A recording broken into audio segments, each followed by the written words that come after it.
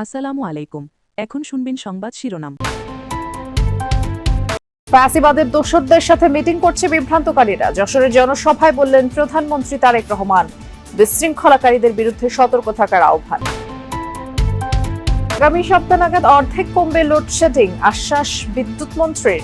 জ্বালানি সংকট নিয়ে রাজনীতি করবে না বিরোধী দল, দেবে সুনির্দিষ্ট প্রস্তাব। আসনে প্রার্থিতা পেতে মনিরা শারমিনের আপিল খারিজ। ইসিকে নুসরাত তাবাসসুমের মনোনয়নপত্র গ্রহণের নির্দেশ হাইকোর্টের।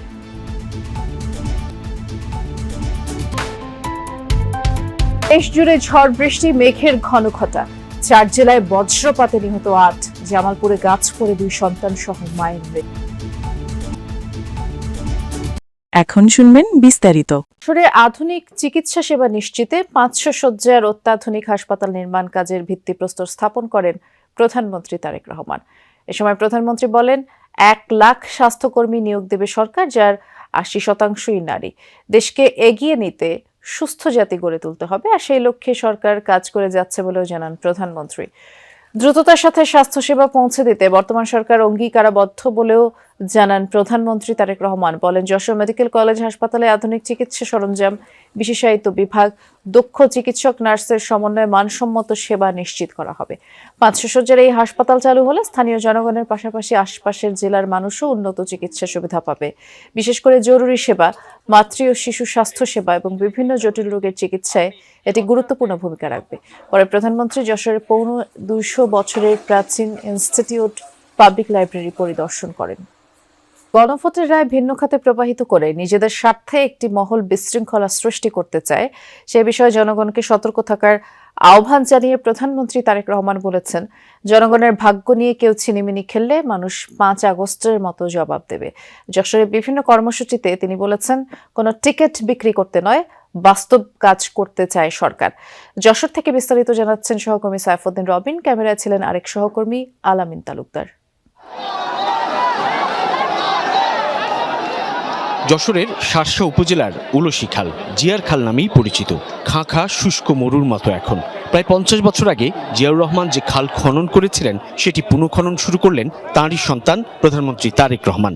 স্বনির্ভর বাংলাদেশ এবং অর্থনৈতিক মুক্তির পথ অনুসরণের নজির যেন পাশাপাশি দুটি নাম ফলকে।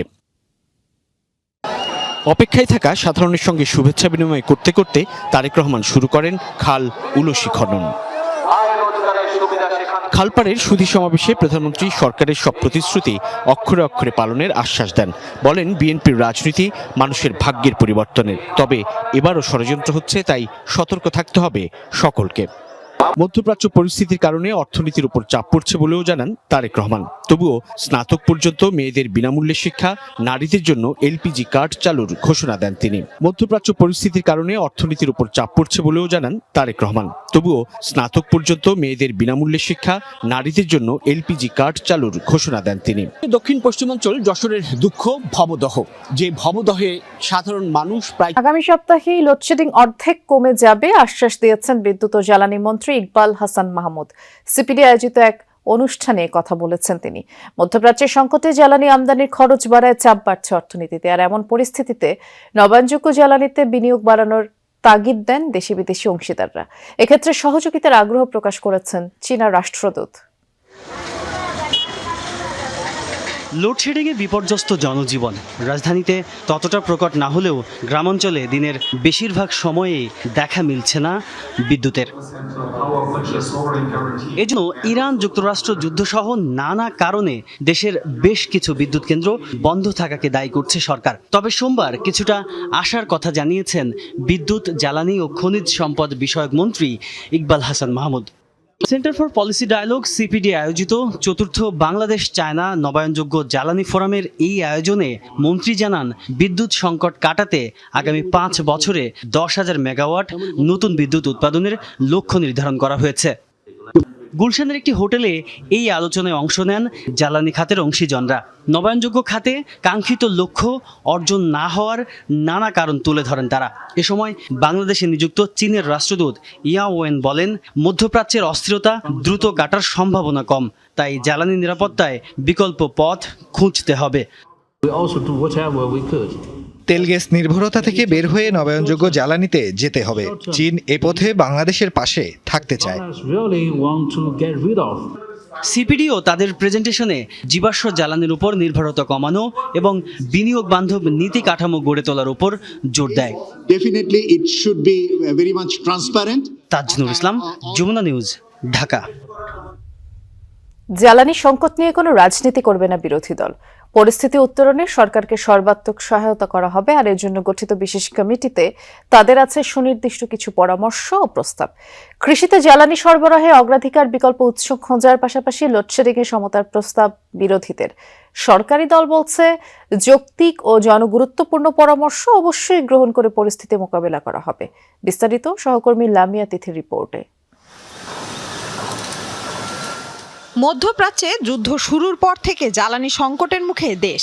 তেলের দাম বৃদ্ধির পর পাম্পের সামনে লাইন কিছুটা কমলেও ভোগান্তি পুরোপুরি কাটছে না। গ্যাসের অভাব, কমেছে বিদ্যুতের উৎপাদন, লোডশেডিংয়ে মানুষের অবস্থা হাঁসফাঁস।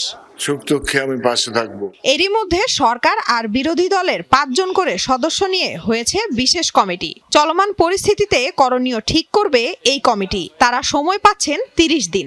সংসদে এ প্রস্তাবটা ছিল বিরোধী দলের। সরকারকে কি পরামর্শ দিতে চায় বিরোধীরা? সর্বোচ্চ পর্যায়ের জনপ্রতিনিধিরা এখানে আছে এই মহান সংসদে। কমিটির সদস্য ঢাকা 16 আসনের এমপি অবসরপ্রাপ্ত কর্নেল আব্দুল বাতেন। তিনি জানান, জ্বালানি সংকট নিয়ে কোনো রাজনীতি করবে না বিরোধী দল। বৈশ্বিক এ সমস্যা মোকাবেলায় সরকারকে সর্বাত্মক সহায়তা করতে চায় তারা। এর আগে যশোরে আধুনিক চিকিৎসা সেবা নিশ্চিতে 500 শয্যার অত্যাধুনিক হাসপাতাল নির্মাণ কাজের ভিত্তিপ্রস্তর স্থাপন করেন প্রধানমন্ত্রী তারেক রহমান। এ সময় প্রধানমন্ত্রী বলেন, 1 লাখ স্বাস্থ্যকর্মী নিয়োগ দেবে সরকার, যার 80% নারী। দেশকে এগিয়ে নিতে সুস্থ জাতি গড়ে তুলতে হবে, সেই লক্ষ্যে সরকার কাজ করে যাচ্ছে বলে জানান প্রধানমন্ত্রী। দ্রুততার সাথে স্বাস্থ্যসেবা পৌঁছে দিতে বর্তমান সরকার অঙ্গীকারাবদ্ধ বলেও জানান প্রধানমন্ত্রী তারেক রহমান। বলেন, যশোর মেডিকেল কলেজ হাসপাতালে আধুনিক চিকিৎসা সরঞ্জাম, বিশেষায়িত বিভাগ এবং দক্ষ চিকিৎসক নার্সের সমন্বয়ে মানসম্মত সেবা নিশ্চিত করা হবে। 500 শয্যার এই হাসপাতাল চালু হলে স্থানীয় জনগণের পাশাপাশি আশপাশের জেলার মানুষও উন্নত চিকিৎসা সুবিধা পাবে।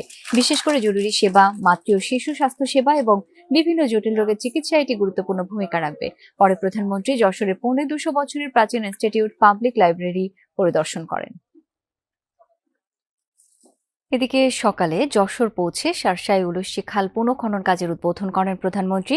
সুধী সমাবেশে বলেন, গণভোটের রায়কে ভিন্ন খাতে প্রবাহিত করতে ষড়যন্ত্র করছে একটি রাজনৈতিক গোষ্ঠী।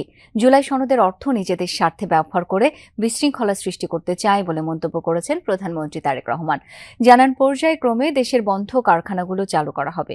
নারীদের বিনামূল্যে ডিগ্রি পর্যন্ত পড়াশোনার ব্যবস্থাও করবে সরকার।